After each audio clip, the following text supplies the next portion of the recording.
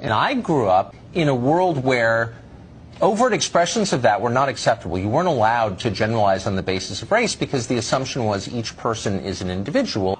I don't understand when it became okay to generalize about racial groups. I think while some people have the luxury to be raised only being told to look at individual people, it should be no surprise to you that black people, in particular black men, have been taught forever that they have to be careful how they behave around white people, that the way they behave will be interpreted differently, that when they misbehave it'll be punished differently, that if they laugh too loud, if they walk into a nice store. So with all due respect, Tucker, what was true for you has never been true for lots of people. I mean, there are a lot of ways to respond to that. One, on a factual basis, and in truth, in a lot of places in this country, the main threat that African Americans face is not from white people, as you perfectly well know.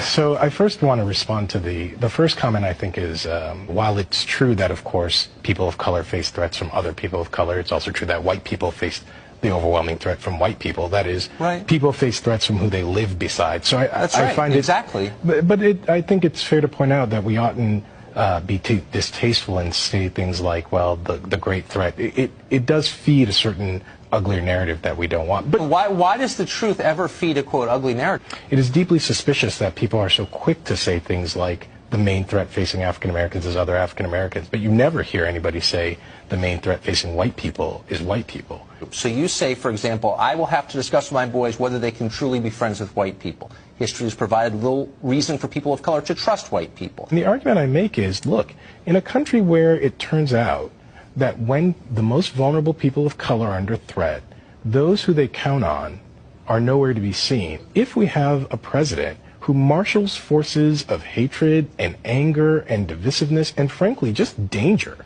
if the people who call themselves your friends are not going to push back against that, then maybe you can tell me why it is I should trust those people. Well, when those who count themselves as your friend see that others put you in danger, right. it is their opportunity to prove they're your friend.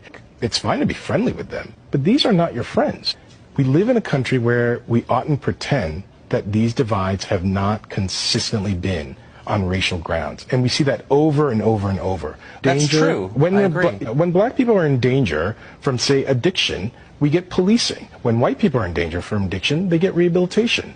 When black people don't have jobs, we get stories about why we're making the wrong choices. When white people don't have jobs, we get a presidential campaign about the forgotten class.